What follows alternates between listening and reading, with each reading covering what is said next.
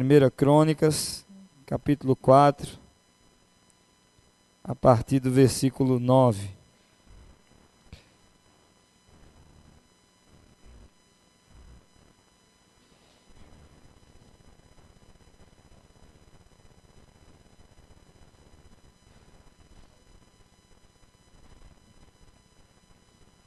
Falar hoje sobre oração, a importância da oração.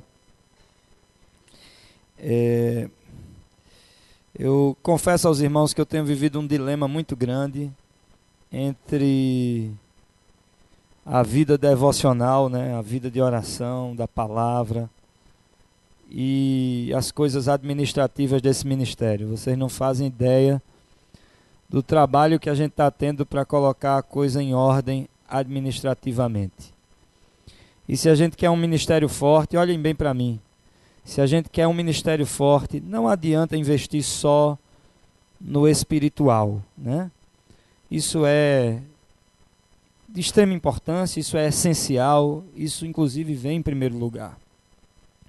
Mas não existe avanço, não existe crescimento sem estratégia. Os grandes ministérios, não só desse país, mas no mundo, que investiram só na espiritualidade e deixaram de lado a estrutura, eles terminaram sucumbindo em escândalos, em desvios, em desordem, e nós vemos que nosso Deus trabalha sempre com ordem e decência. E é uma luta muito grande você tentar equilibrar essas duas coisas, né? E o cristão, ele tem que ter uma vida equilibrada. Não adianta você ser extremamente espiritual na igreja e sua vida pessoal ser uma bagunça, né? Cartão de crédito estourado, conta bancária estourada. E claro, o Senhor vem para consertar a vida da gente, para colocar as coisas nos eixos, mas eu estou usando isso como uma ilustração de algo que é uma realidade. Hoje a realidade da igreja é que precisa dar satisfação ao Estado, ao governo, à prefeitura. Ela tem que caminhar de forma muito clara, muito transparente, e nós precisamos cuidar dessas coisas também. E agora, ainda mais com esse grande passo de fé que nós estamos dando, né, essa transição daqui para a nossa nova sede, que vai ser uma coisa monstruosa de fato para a nossa realidade. E eu estive lá hoje, vendo o andamento da obra. Graças a Deus as coisas estão indo bem, tudo dentro do previsto, mas isso tem me sugado muito, tem me esgotado muito. E essa palavra a respeito da oração não é à toa, é porque quanto maior a responsabilidade, mais nós precisamos de oração e vice-versa, né? Ninguém pode chegar no céu com uma desculpa de que não orou porque estava ocupado demais. Ninguém, absolutamente ninguém, nenhum de nós, né? Pelo contrário, nós temos estado ocupados demais para deixar de orar, né? E hoje nós vamos falar a respeito disso, a respeito da oração. E vamos tratar de uma oração específica, de um caso específico, de uma pessoa que teve a sua vida transformada, a sua história transformada por uma oração. O nome desse cara é Jabes, ou Jabez, como você preferir, né? Alguém pronuncia Jabez, Jabes, mas vamos chamá-los de Jabes. 1 Crônicas 4, 9, todos acharam? Diz que Jabes foi um homem mais respeitado de sua família. Sua mãe lhe deu o nome de Jabes, dizendo: com muitas dores o dei à luz. Jabes orou ao Deus de Israel: abençoa-me e aumenta as minhas terras, que a tua mão esteja comigo, guardando-me de males e livrando-me de dores. E Deus atendeu ao seu pedido. Vamos repetir a oração que Jabes fez, vamos lá? Abençoa-me e aumenta as minhas terras, que a tua mão esteja comigo, guardando-me de males e livrando-me de dores. Vamos orar? Senhor Jesus, para nós que vivemos num mundo tão caído, Senhor, que vivemos numa sociedade onde os valores são tão invertidos, onde os princípios que o mundo abraça, Senhor, são tão diferentes daqueles que nós encontramos na Tua Palavra, que às vezes para nós é difícil construirmos um conceito real de quem o Senhor é, das coisas que Te agradam, daquilo que o Senhor busca quando olha para os homens, mas louvado seja o Teu nome pela Tua Palavra que está aqui diante de nós.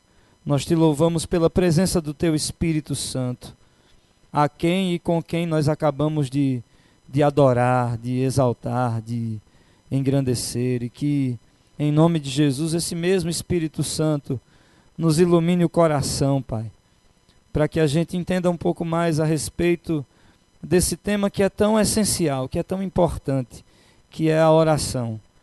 Que em nome de Jesus nós saiamos daqui não apenas sabendo coisas a respeito da oração, mas com um extremo desejo de viver em oração, Pai. Em nome de Jesus. Amém. Amém. Essa semana eu vi uma frase muito interessante, desses cartazes de Facebook, né? Um colega meu postou a seguinte frase, e é uma frase de A.W. Tozer, onde ele diz assim: ele conheceu um homem de muita oração, e alguém chegou para esse camarada e disse assim: o que é mais importante? A Bíblia ou a oração? Para o cristão, o que é mais essencial? A palavra de Deus ou ter uma vida de oração? E esse grande homem de Deus respondeu: isso é a mesma coisa que você perguntar para um pássaro: o que é mais importante para você voar? A asa direita ou a asa esquerda?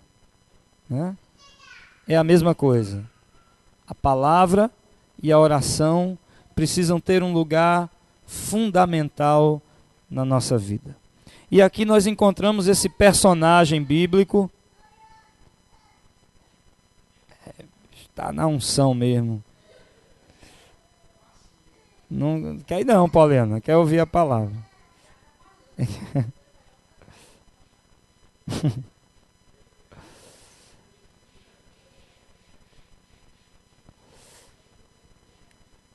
E aqui nós encontramos esse camarada, Jabez, que é um enigma porque ele só aparece aqui.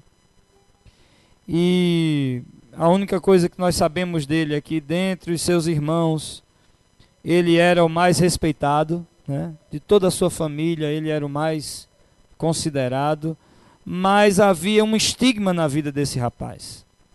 Inclusive tem um livreto que eu até aconselho quem gostar, se interessar de ler, é A Oração de Jabes. É um livreto antigo, e eu li esse livreto há uns 10 anos atrás, mas fala exatamente isso a respeito da vida e dessa oração que esse homem fez. E o estigma que ele tem é o estigma de alguém que no parto quase mata a mãe, né? A mãe dá esse nome porque esse nome significa: com muitas dores o dei à luz, né? Então esse menino deu trabalho para sair, deu trabalho para nascer.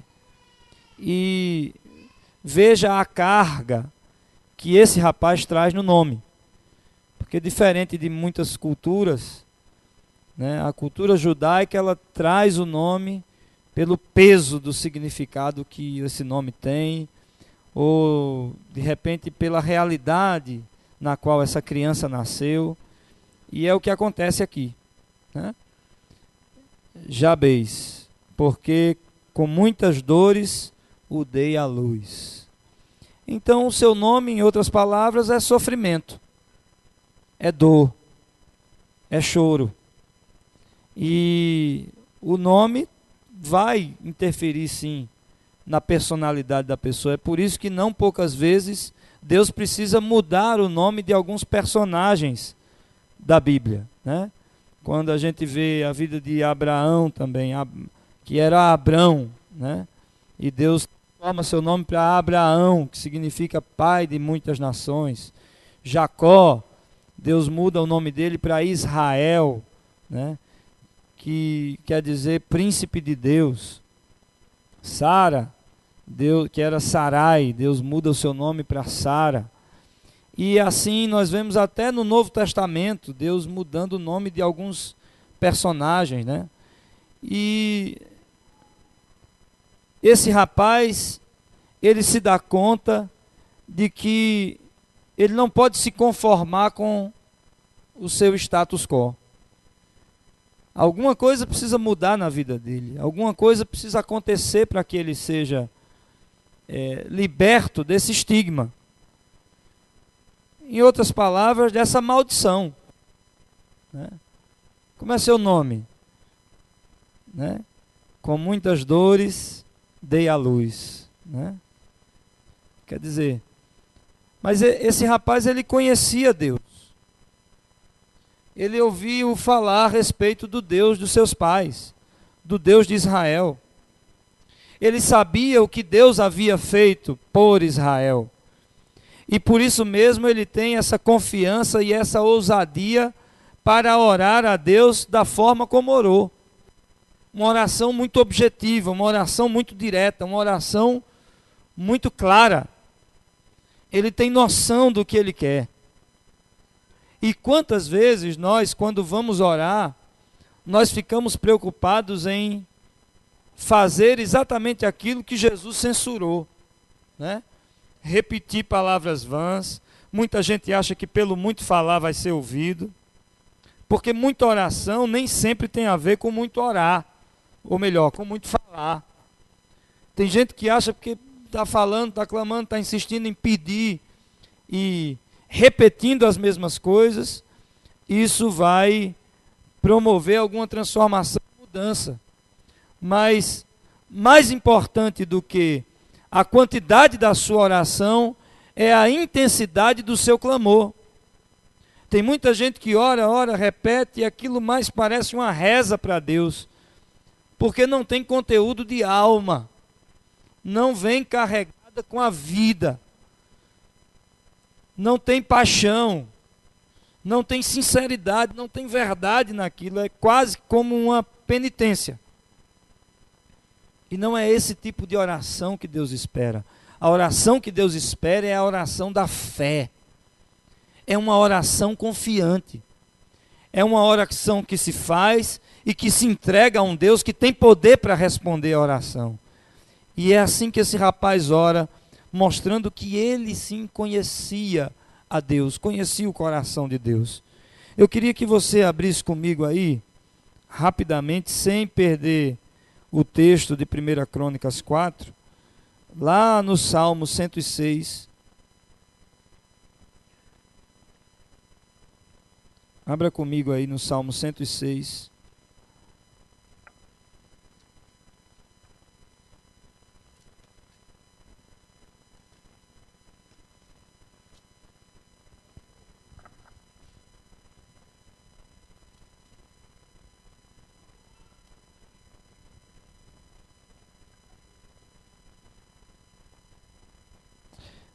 A partir do versículo 1, aleluia, deem graças ao Senhor, porque Ele é bom, o seu amor dura para sempre.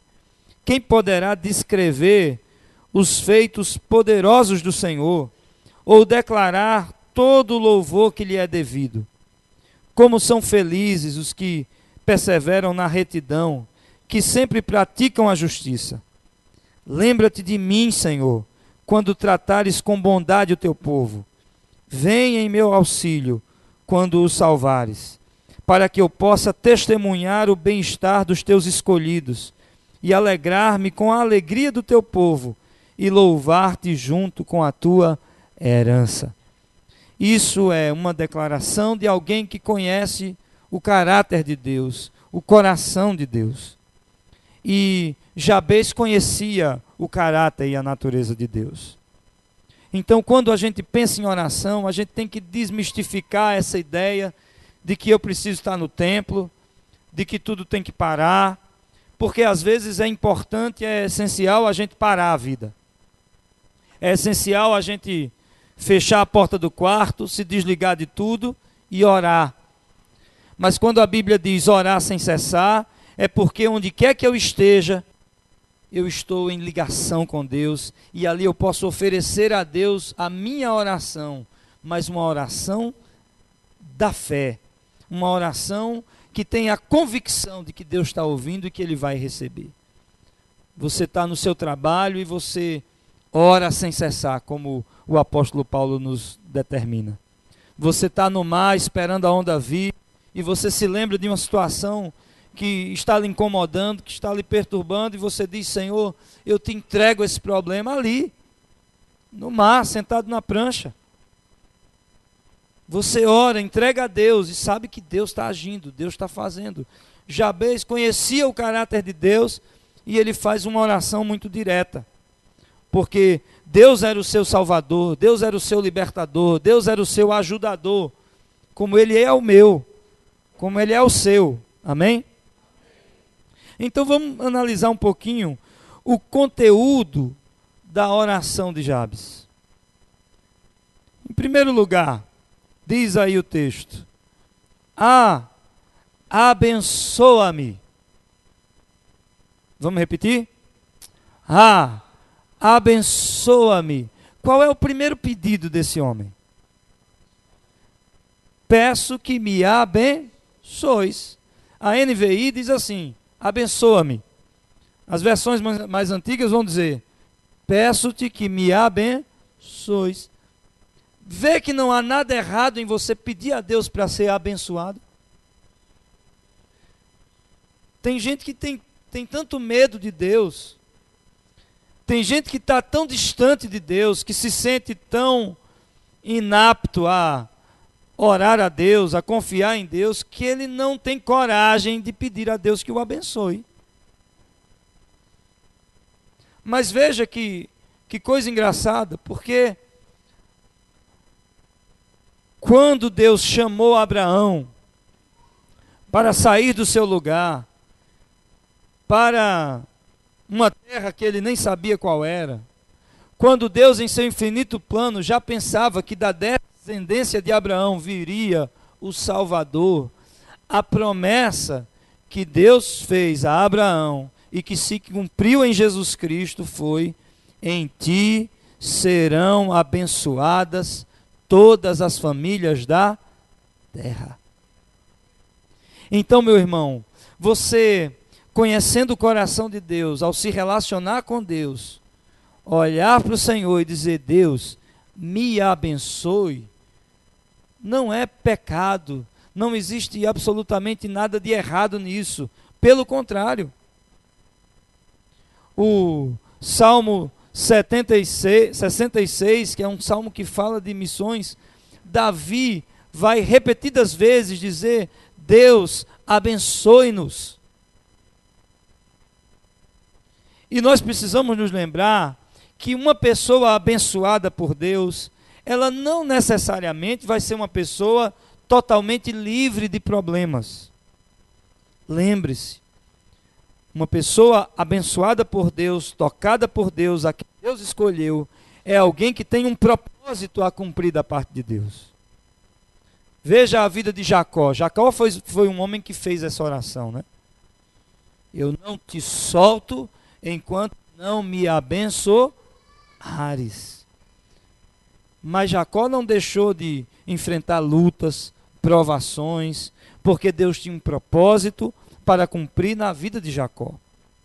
Quando você olha para os servos de Deus, a promessa que Deus tem, especialmente nesse mundo, nesse século em que nós estamos vivendo, é que nós cristãos vamos enfrentar lutas, vamos enfrentar incompreensões, vamos ser criticados, vamos ser caluniados, inclusive, por causa do nome de Jesus. Mas ainda assim, nós teremos o selo da promessa, nós teremos a mão de Deus sobre nós para nos abençoar. Amém? É aquilo que nos garante uma vitória nesse mundo, porque nós estamos com Ele e a bênção dele está sobre nós. Então esse foi o primeiro pedido que Jabes fez. Abençoa-me. E eu quero desafiar você a fazer essa oração nessa noite. Você pode fechar seus olhos assim e dizer isso para o Senhor? Deus me abençoe. Pode fazer isso agora? Abra a boca, meu irmão. Declare. Amém. Amém. Não há nada de errado nisso. Ele é o teu Pai. Ele conhece o teu coração. Ele sabe para que te criou. E eu não sei, talvez você esteja vivendo muito aquém dos sonhos de Deus. Eu acho que nos céus há um depósito para mim de coisas que eu ainda não recebi porque eu ainda não pedi. Porque eu ainda não clamei. Mas Jabes soube fazer essa oração. Segundo lugar, olha que pedido interessante. Ele diz assim: aumente as minhas terras. Vamos repetir? Aumente as minhas terras. E terra na Bíblia tem muito mais coisa a ver do que propriamente chão. Terra tem a ver com a dimensão de influência que nós temos, o raio de influência que nós podemos alcançar. Terra tem a ver com o nosso próprio coração, tem a ver com os nossos sonhos, tem a ver com a nossa visão. E esse é outro pedido que não há nada de errado em fazermos. Deus, aumente as minhas terras. Jabes teve a ousadia de fazer essa oração. Ele olha para Deus e diz: Deus, amplia as minhas tendas, amplia o meu raio de influência, aumenta, Senhor, a minha visão. E quantas vezes, pela mesma razão, a gente fica acanhado. E eu quero abrir um parênteses aqui. Muita gente, preste atenção no que eu vou dizer, muita gente deixa de fazer essa oração porque tem medo de assumir responsabilidade. Eu vou repetir. Tem muita gente que deixa de fazer essa oração porque tem medo de assumir responsabilidade. Quanto mais Deus amplia as minhas terras, quanto mais Ele aumenta a minha visão, quanto maior for o meu raio de influência, pode ter certeza que maior será a minha responsabilidade.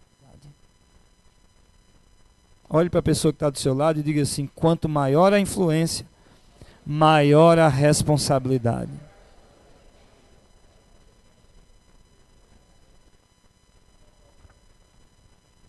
Não dá para você ter tudo, né? Na vida não dá para você ter tudo. Ninguém pode ter tudo.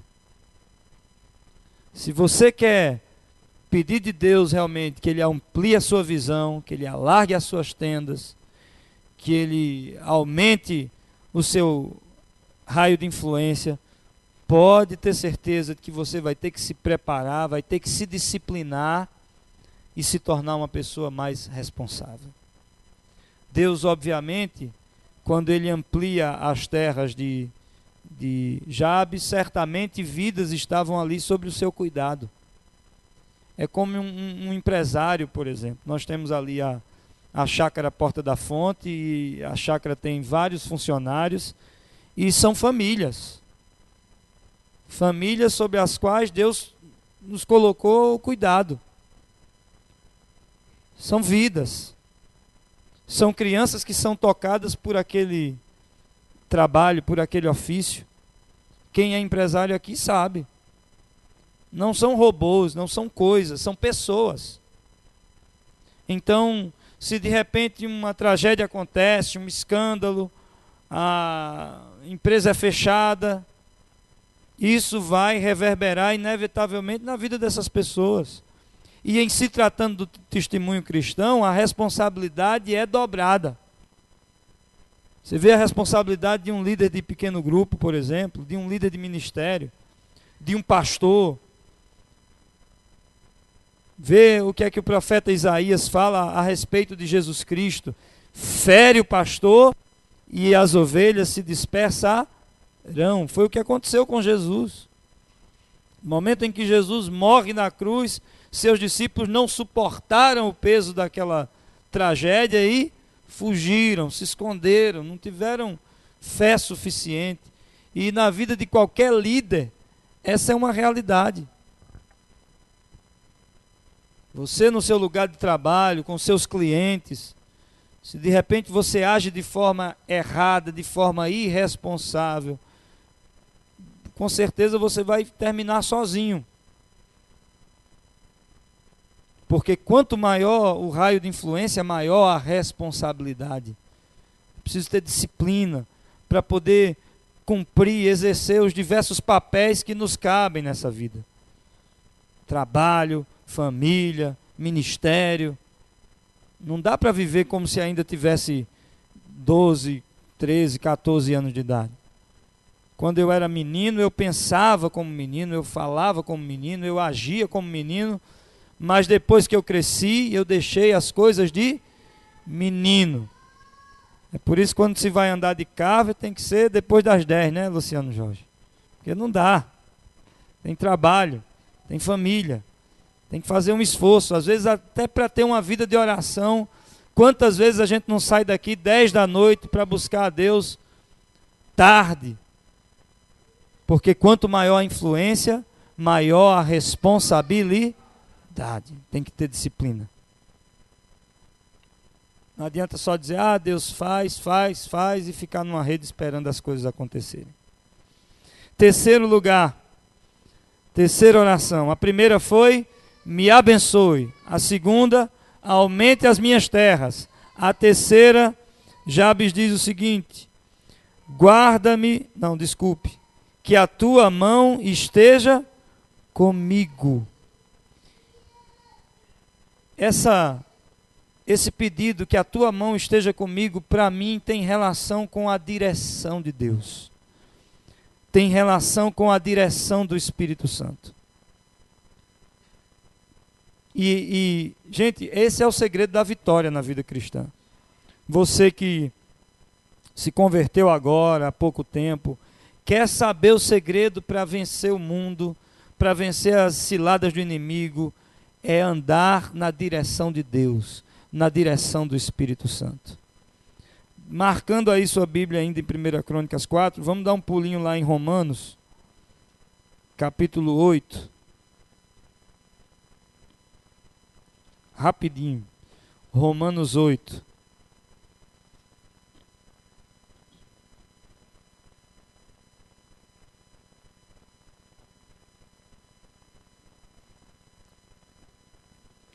Já acharam? Olha o que diz Romanos 8. Portanto, agora já não há condenação para os que estão em Cristo Jesus. Porque por meio de Cristo Jesus, a lei do Espírito de vida me libertou da lei do pecado e da lei da morte. Porque aquilo que a lei fora incapaz de fazer por estar enfraquecida pela carne, Deus o fez, enviando o seu próprio Filho, à semelhança do homem pecador, como oferta pelo pecado.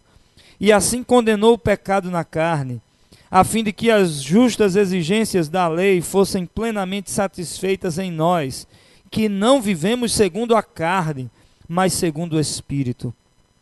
Quem vive segundo a carne tem a mente voltada para a carne, ou para o que a carne deseja. Mas quem vive de acordo com o Espírito tem a mente voltada para o que o Espírito deseja. Quando Paulo fala em carne, ele está falando das paixões humanas, né? Porque o homem natural, ele vai se inclinar para quê?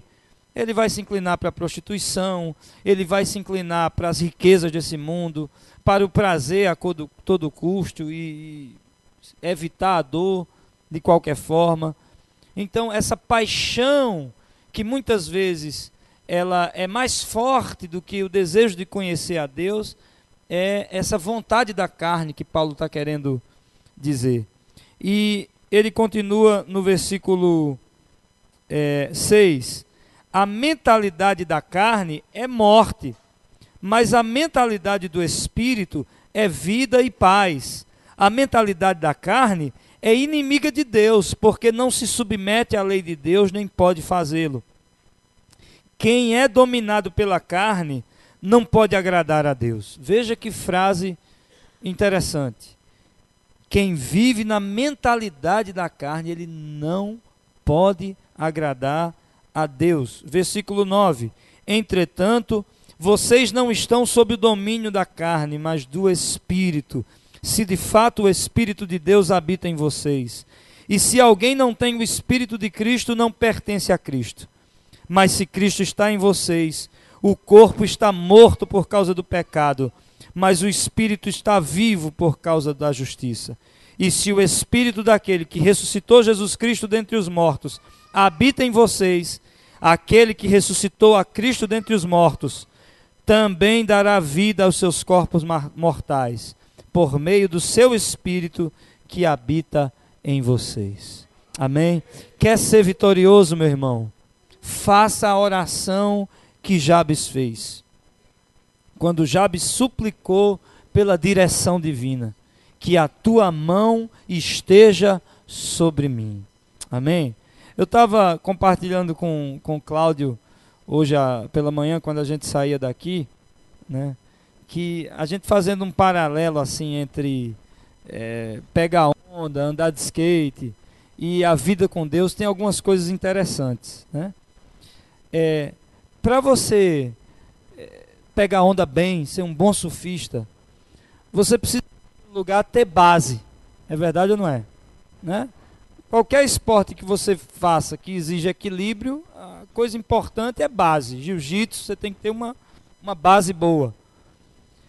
A segunda coisa que me veio de uma história que me contou, eu já tentei lembrar de quem me contou sobre o Formiga, e se quem me contou está aqui, por favor, se manifeste. Formiga é um surfista que é acima do peso, né? Um pouco acima do peso. E ele estava na praia assim e uns boys começaram a conversar sobre surf e tal. E quando ele disse que pegava onda, os meninos não acreditaram. E aí resolveram fazer uma batera lá na hora. Vamos fazer uma batera e tal. E aí Formiga foi para a água com esse boyzinho que achava que surfava alguma coisa. E Formiga detonou, né? Pá, pá. E o boy saiu do mar, aí a galera começou a tirar onda e tal, porque ele tinha subestimado o Formiga, e aí Formiga saiu do mar e disse: boy, o que importa é a fluidez, mano, né? Não é não? O que importa é a fluidez, né? E aí, qual é o paralelo? O paralelo é que a base do cristão é a palavra, né? A base do cristão é aqui é a rocha, é onde você se mantém firme. E a fluidez é a vida no Espírito. É o Espírito que vai te guiando. Você tem que ir, porque para você fazer a linha da onda, a galera aí que está tentando andar de carve, né? Tentando encaixar a manobra certa, dar os slides lá, precisa dessa fluidez. A vida no Espírito representa isso. É esse movimento, que não é só você que determina, né? Porque quando você conhece já tem experiência, já sabe a linha que tem que fazer, a coisa vem por instinto. Quando você anda no Espírito, quando a mão de Deus está sobre você, é a mesma coisa. O Espírito Santo vai te dando essa fluidez. Às vezes o inimigo arma uma cilada para você ali, você já sai, porque o Espírito já te conduz para uma outra coisa. Você encontra um necessitado, alguém que está abatido, triste, na hora o Espírito Santo te dá fluidez de dar uma palavra de ânimo, uma palavra de encorajamento, uma palavra que vai de encontro à necessidade daquela pessoa. E Jabes faz essa oração: que a tua mão esteja sobre mim. Amém? Quarto e último lugar, Jabes, desculpe que eu não marquei, mas se alguém tiver com a Bíblia aberta, pode ler aí, por favor. Então não, né? Já achei. Não achei não. Ele diz assim: guarda-me de males guardando-me de males e livrando-me de dores. Qual foi o nome que a mãe dele deu para ele? Jabes, que quer dizer o quê? Com muitas dores dei a luz. Aí ele diz: livrando-me de males e guardando-me de dores. O contrário, guardando-me de males e livrando-me de dores. Ele põe uma pedra de uma vez por todas no seu estigma. Ele, de uma vez por todas, ele interrompe aquilo que alguns chamam de maldição hereditária, né? Há coisas que são maldições hereditárias, que nada mais é do que uma entidade espiritual que vai atuando de família em família. Tem muita gente que faz um bicho de sete cabeças em relação a isso, né? Quer polemizar, quer pregar aquele evangelho do terror. Isso é uma maldição hereditária, e aí vem com teorias e teorias e teorias, e maldição hereditária nada mais é do que um espírito maligno, a maldade personificada que atua de uma geração para outra. Jabes conhecia essa realidade, e ele interrompe agora esse ciclo. Livrando-me de dores e guardando-me de males. Em outras palavras, ele está pedindo pela proteção divina. E é muito importante, meu irmão, você fazer essa oração. Porque o mundo jaz no maligno. Às vezes você vê gente boa, o cara é talentoso, o cara é responsável, mas não consegue fazer nada que prospere. Nada que ele põe a mão vai para frente. O cara tenta, tem tudo para despontar, mas não desponta. Às vezes acontece no campo relacional.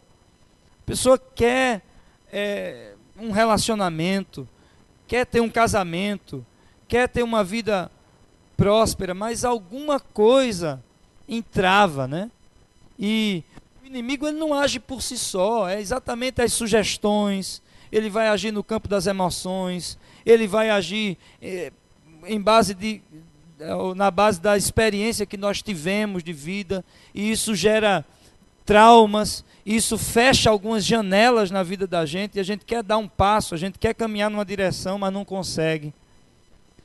É aí onde a gente precisa fazer essa oração e dizer: Deus, guarda-me de males e livra-me de dores, em nome de Jesus. Eu não quero ter nenhuma relação com o mal, eu não quero ter nenhuma relação com o meu passado, não quero trazer comigo, Senhor, nada que veio da parte do inimigo, nada que veio para me influenciar fora da tua vontade. Jabes fez essa oração. E sabe o que é mais impactante nisso tudo? E eu quero terminar nesse ponto. Porque ele pede a Deus que o abençoe, ele pede a Deus que aumente as suas terras, ele pede a Deus que a sua mão esteja sobre ele pede a Deus que o livre do mal. O mais interessante nisso tudo é que no finalzinho do versículo o texto diz: e Deus atendeu o seu pedido. E Deus atendeu o seu pedido. Deus concedeu, atendeu, mesma coisa. Eu não tenho dúvida de que a minha história foi mudada pelo Deus de Jabes. Que você tenha olhos para o seu Deus, como Jabes teve. Um Deus que é abençoador, recompensador, galardoador de todos aqueles que o buscam. Amém? Abra comigo aí para a gente concluir em Tiago, capítulo 1, versículos de 6 a 7.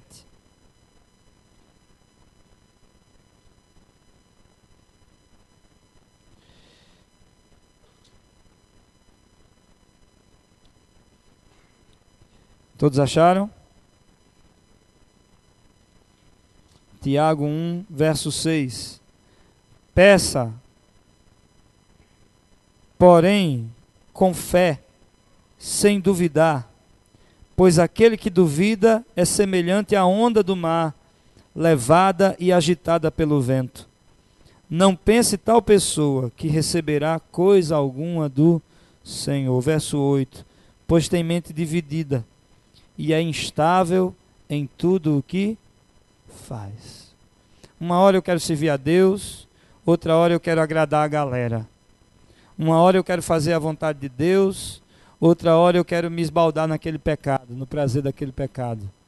Uma hora eu quero que os propósitos de Deus se cumpram para a minha vida, outra hora eu quero viver do jeito que eu acho que é certo. Não pense tal pessoa que receberá do Senhor coisa alguma, porque tem mente dividida. Deus, eu preciso disso. Daqui a não, eu ia dizer uma semana, mas no outro dia ele não sabe nem pelo que orou. E já ora por outra coisa completamente diferente.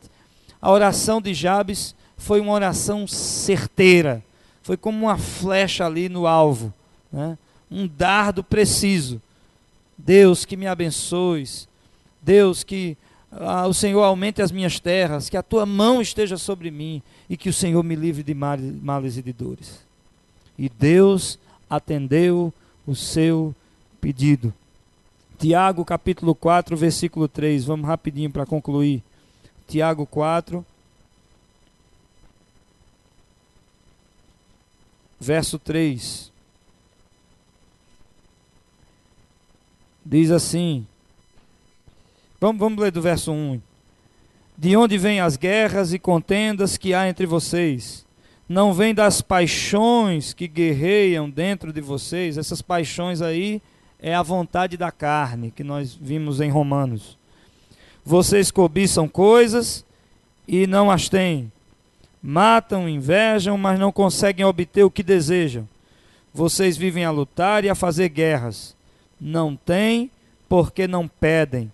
E quando pedem, não recebem, pois pedem por motivos errados, para gastarem seus prazeres. Obviamente, Tiago está falando para um contexto seu, né? Naquele momento histórico.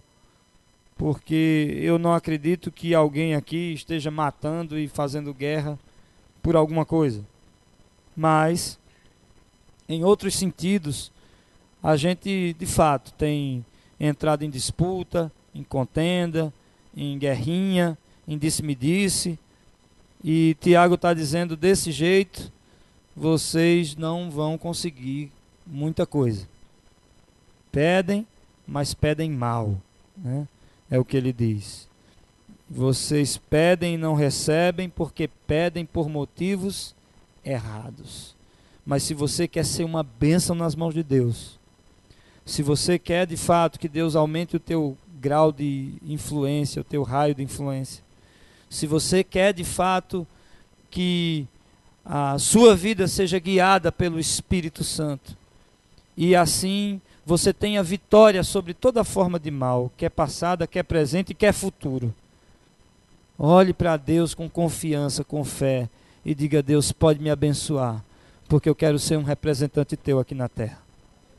Deus pode falar comigo, pode tocar o meu coração, conduz a minha vida, Deus, porque eu quero ser uma bênção nas tuas mãos. Senhor, me livre. Aliás, foi uma oração que Jesus fez. Senhor, não te peço que os tire do mundo, mas que os livre do mal. E Deus atendeu o seu pedido. Amém?